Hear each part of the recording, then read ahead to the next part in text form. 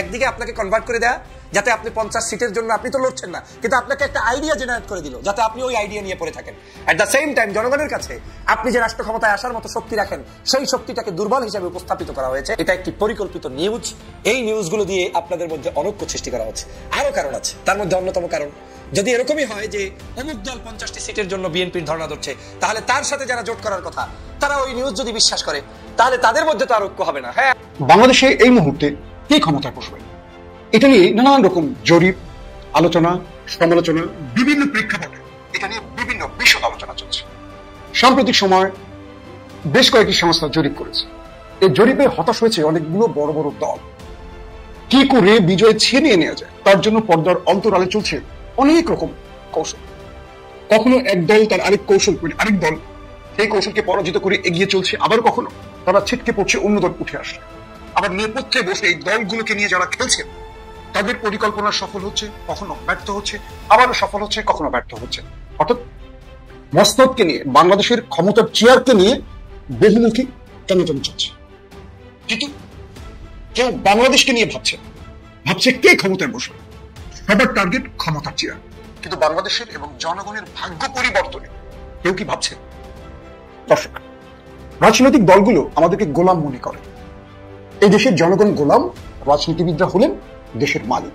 তারা যেভাবে বলে দিবেন আমরা সেভাবে চলবো। তারা যেভাবে বলেন জনগণ নির্বাচন চায়, জনগণ এটা বলে, জনগণ এটা চায়, আসলে কি জনগণ চায়? তারা নিজেরা যেটা বলে জনগণ কি আদৌ তা চায়? আজকে রাজনীতিবিদরা গণতান্ত্রিক ভাষায় জনগণকে গোলাম বলে না, জনগণ বলে। কিন্তু আজ থেকে 6000 বছর আগে এদেরকে গোলাম বলা হতো। ধরুন হযরত নূহ আলাইহিস সালাম, তার 3 ছেলে ছিলেন। আপনার হিস্টোরিক্যাল হয়তো কেউ জানেন, অনেকে হয়তো জানেন না। তো 3 ছেলের মধ্যে শাম, হাম, ইয়াফেস। তো একদিন এই 3 ছেলেকে নূহ আলাইহিস সালাম বললেন, প্রথমে শামকে বললেন যে আল্লাহ তোমার জাতির মধ্যে প্রচুর নবী পাঠাবেন। আর একদম ছোট ছেলে যার নাম হলো ইয়াফেস, তাকে বললেন আল্লাহ তোমার বংশধরদের মধ্যে অনেক বাদশা পাঠাবেন, যারা বাদশা বা সুলতান হবেন। আর যিনি আসসালামু আলাইকুম দর্শক, নতুন একটি খবরে আপনাদের সবাইকে স্বাগতম। আশা করছি আপনারা ভিডিওর শুরুটা দেখেই বুঝতে পেরেছেন আজকের নিউজটা ঠিক কতটা গুরুত্বপূর্ণ হতে চলেছে এবং ঠিক কোন দিকটাকে ইঙ্গিত করছে। তাই বলবো দর্শক, যারা ভিডিওটি দেখতে শুরু করেছেন তারা অবশ্যই নিউজটি না টেনে সম্পূর্ণ মনোযোগ সহকারে দেখবেন, তাহলে এই বিষয় সম্পর্কে আসল তথ্যগুলো জানতে বা বুঝতে পারবেন। তো প্রিয় দর্শক, আমি আর কথা বাড়াবো না। ভিডিওর শুরুতে আপনাদের যেই ভিডিওগুলোর অংশবিশেষ দেখিয়ে শুরু করেছিলাম সেই ভিডিওগুলোর বিস্তারিত আলোচনা দেখব।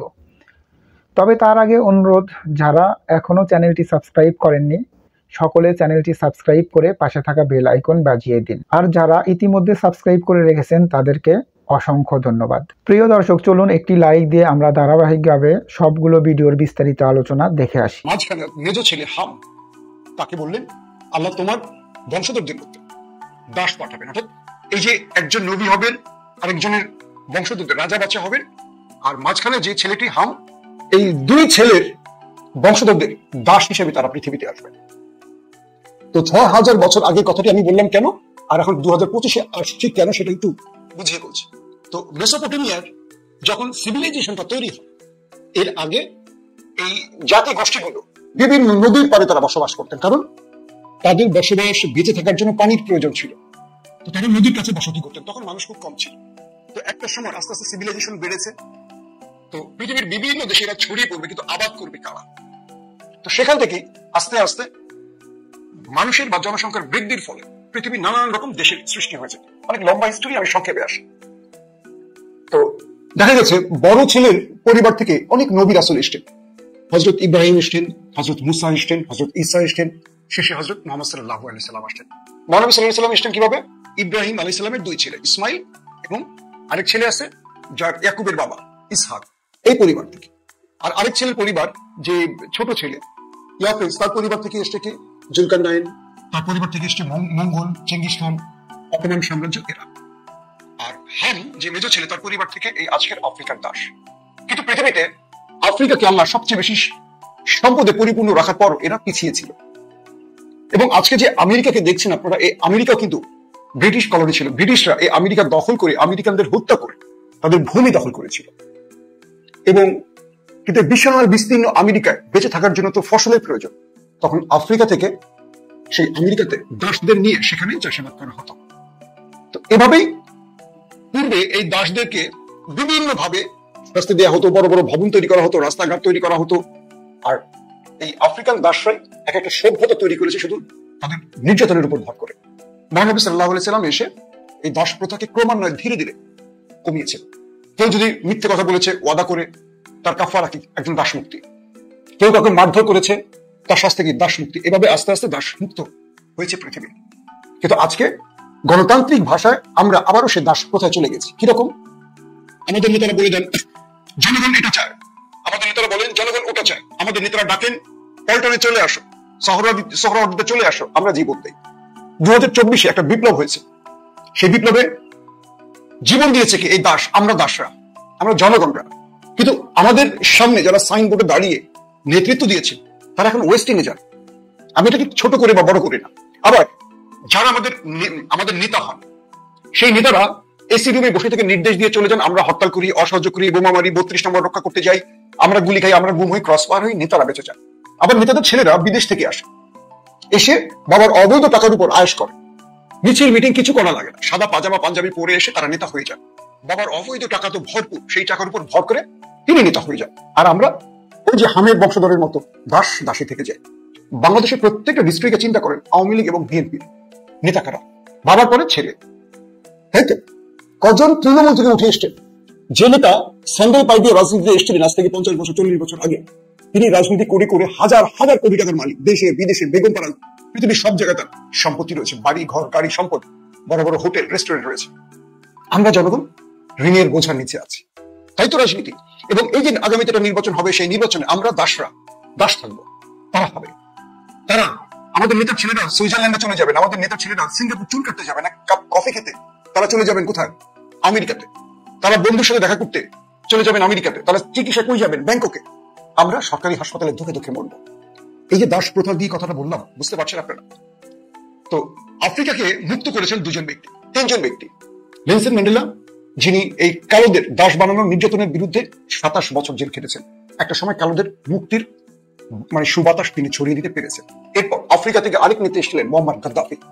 তিনি বেঁচে থাকলে আরো বেশ কিছুদিন হয়তো আজকে আমেরিকা থাকতে পারত না। তিনি পুরো আফ্রিকাকে ইউনাইটেড একটা পজিশনে তিনি পুরো ঐক্যবদ্ধ করার চেষ্টা করেছেন আফ্রিকাকে। ডলারের এগেইনস্টে নিজের কারেন্সি তৈরি চিন্তা করেছিলেন।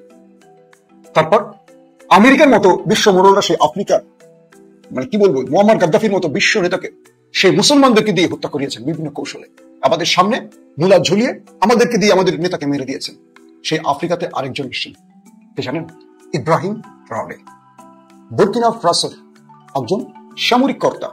এখন পুরো আফ্রিকাকে স্বপ্ন দেখাচ্ছেন। তিনি আমেরিকার ঘাড়ে গরম নিঃশ্বাস ছাড়ছেন এবং তিনি বলে দিয়েছেন আফ্রিকার প্রাকৃতিক সম্পদ আফ্রিকার, এটার ওয়েস্টার্ন কান্ট্রি নয়। তিনি তার দেশ থেকে ব্রিটিশ কলোনি, ফ্রান্স কলোনি বন্ধ করেছেন ব্রিটিশ, এবং ফ্রান্সকে ঘাট ধরে বের করে দিয়েছেন। পুরো আফ্রিকা তার স্বপ্নে, তার হাত ধরে মুক্তি পেতে যাচ্ছে। জানি না তিনি কতদিন বাঁচবেন। কিন্তু আমাদের মধ্যে একজন ইব্রাহিম ট্রাওরে আছে? নেই। আমাদের মধ্যে দাসনীতি, যিনি রাজনীতি করেন, প্রতিদিন ঘর থেকে বেরোন, 10 জন লোক সঙ্গে নিয়ে যান, চা খাওয়ান, আর আমরা পেছনে স্লোগান দিই 1 কাপ চায়ের জন্য। দিন শেষে নেতার কাছ থেকে তিনি 10,000 টাকা পান, আর আমরা 1 কাপ চা পাই। আমরা এই সমাজটাকে পাল্টাবো না? আমার দেখি অনেকে পোস্ট করে ফেসবুকে, এগিয়ে হলাম, মার খেলাম, জেল খাটলাম, পথ পেলাম না। পথ তো সে পাবে না। পথ পাবে কে? যে সবচেয়ে বেশি চাঁদা তুলতে পারবে, চাঁদা তুলে নেতাকে দিতে পারবে। চাঁদা তোলার জন্য জেল খাটবে কদম আলী, আর নেতা হবে জব্বর আলী। এই নীতি থেকে বাংলাদেশকে বের করতে হবে। আমার কথাগুলো খুব মন দিয়ে শুনবেন। আমি একটি দলের বিরুদ্ধে কখনো কথা বলি না, আমি সামগ্রিক অবস্থার উপর বিশ্লেষণ করি। হযরত ওমর রাদিয়াল্লাহু তাআলা আনহু, তিনি যখন অর্ধ পৃথিবী শাসন করছিলেন, তখন তার কাছে একবার তথ্য এসেছিল খালিদ বিন ওয়ালিদ ইসলামের যিনি সবচেয়ে বড় জেনারেল ছিলেন, সেনা প্রধান ছিলেন, পুরো ইসলামের ইতিহাস ঘেটে দেখবেন, এবং এক মক্কার সবচেয়ে ধনী পরিবারের সন্তান ছিলেন। তো তিনি একটি যুদ্ধের ময়দানে ছিলেন। এমন সময় হযরত ওমরের কাছে একটি খবর আসে যে কোন একটি জালসায় বসেছিলেন খালিদ বিন ওয়ালিদ। অনেক লোক সেখানে বসেছিলেন। একজন কবি তাকে নিয়ে একটি কবিতা পড়েছিলেন, এবং সেই কবিতায় খালিদ বিন ওয়ালিদের বীরত্ব নিয়ে তিনি এত বেশি প্রশংসা করেছিলেন, যেটা শুনে খালিদ বিন ওয়ালিদ তাকে 10,000 দিরহাম খুশিতে দিয়ে দিয়েছিলেন। এই তথ্য চলে গেল বিশ্বজাহানের অধিপতি আমাদের হযরত ওমর ফারুক রাদিয়াল্লাহু তাআলা আনহুর কাছে। তিনি ওই সময় তার সেনাপ্রধান আবু উবাইদার কাছে চিঠি পাঠালেন যে এই 10,000 দিরহাম খালিদ বিন ওয়ালিদ যে দিয়েছে একজন কবিকে, কি করে দিয়েছে? এটা কি তার নিজের টাকা নাকি রাষ্ট্রের এয়ানতের টাকা?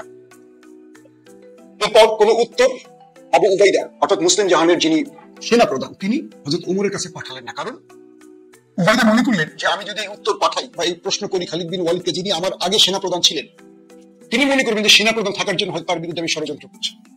যখন কোনো উত্তর পেলেন না হযরত ওমর রাদিয়াল্লাহু তাআলা তখন হযরত বেলালকে পাঠালেন। বেলাল আসলেন মদিনা থেকে সিরিয়াতে। তখন খালিদ বিন ওয়ালিদ সিরিয়াতে ছিলেন। তো মদিনা থেকে খালিদ বিন ওয়ালিদের কাছে আসলেন, এরকম একটা গোল বৈঠক করে বসলেন। তো বেলাল বারবারই আবু উবাইদার দৃষ্টির দিকে তাকাচ্ছেন, কেন এই প্রশ্নটা করা হয় না? কারণ হযরত ওমর তো তাকে পাঠিয়েছে এই প্রশ্নের উত্তর জানার জন্য। এই 10,000 দিরহাম তার টাকা ছিল নাকি এই 10,000 দিরহাম রাষ্ট্রের কোষাগার থেকে বা ইয়ানত থেকে দেওয়া হয়েছে? তারপর হযরত বেলাল রাদিয়াল্লাহু তাআলা আনহু খালিদ বিন ওয়ালিদকে প্রশ্ন করলেন, আপনি আপনাকে নিয়ে কবিতা লেখার জন্য যে 10,000 দিরহাম দিয়েছিলেন কবিকে, এই টাকা কোথায় পেয়েছেন? তখন খালিদ বিন ওয়ালিদ বললেন, এটি আমার নিজের টাকা, অর্থাৎ আমার নিজের ঘরের টাকা, এটা রাষ্ট্রের টাকা নয়। তারপর হযরত ওমর রাদিয়াল্লাহু তাআলা আনহু খালিদ বিন ওয়ালিদকে ডেকে পাঠালেন মদিনায়, বললেন তোমাকে যুদ্ধের ময়দানে কোনো প্রয়োজন নেই, তুমি মদিনায় ছুটে আসো। তখন খালিদ বিন ওয়ালিদ গেলেন আবু উবাইদার কাছে। আবু উবাইদা বললেন, হযরত ওমরের চিঠি আমার কাছে আগে এসেছিল, কিন্তু সেই চিঠিটি আমি আপনাকে বলিনি, কারণ আপনি হয়তো আমাকে ভুল বুঝবেন, এই জন্য সেই চিঠির কথা গোপন রেখেছি। খালিদ বিন ওয়ালিদ যুদ্ধের ময়দান থেকে চলে গেলেন হযরত ওমর রাদিয়াল্লাহু তাআলা আনহুর কাছে দেখা করবেন। তখন খালিদ বিন ওয়ালিদ হযরত ওমরকে বললেন, এটা কি আমার প্রতি অন্যায় নয় যে আমি আমার ঘরের টাকা একজন কবিকে দিয়েছি, এই জন্য আপনি আমার যুদ্ধের ময়দান থেকে এভাবে নিয়ে এসছেন? আমি তো সেনাবাহিনীর এক সময় প্রধান ছিলাম, আমি তাদের কাছে ছোট হয়ে গেলাম? হযরত ওমর বললেন, খালিদ, যে কবি তোমাকে নিয়ে কবিতা লিখেছে সে তোমার গুণগান গেয়েছে, কিন্তু তুমি একটু বিজয় পাওনি আমার আল্লাহর সাহায্য ছাড়া।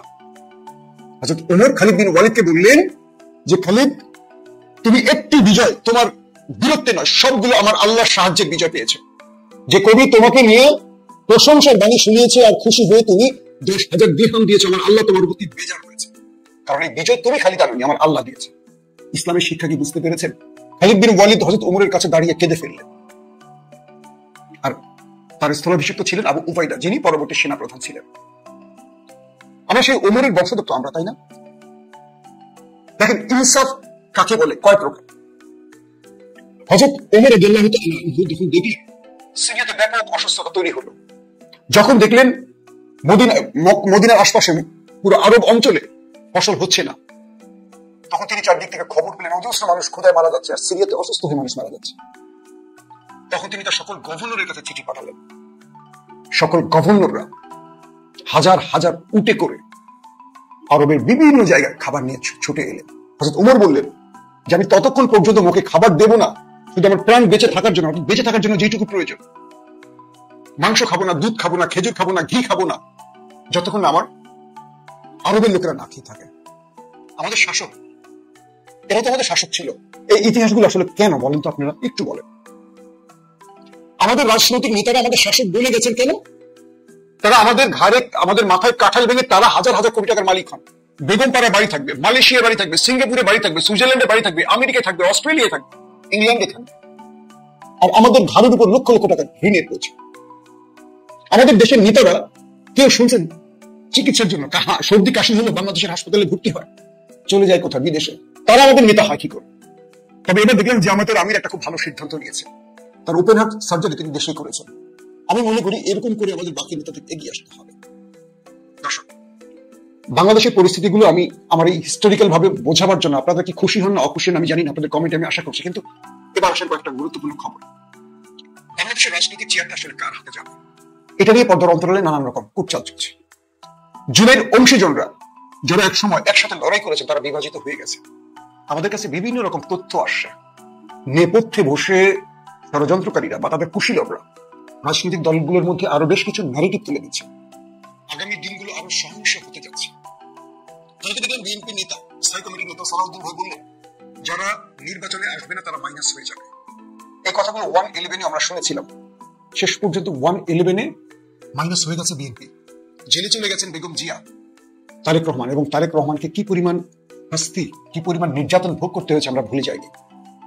রাজনীতিতে যে যত ছাড় দেবে সে তত মানুষের হৃদয় পাবেন। রাজনীতিতে যে যত মানুষের কাছে যাবেন সে তত এগিয়ে যাবেন।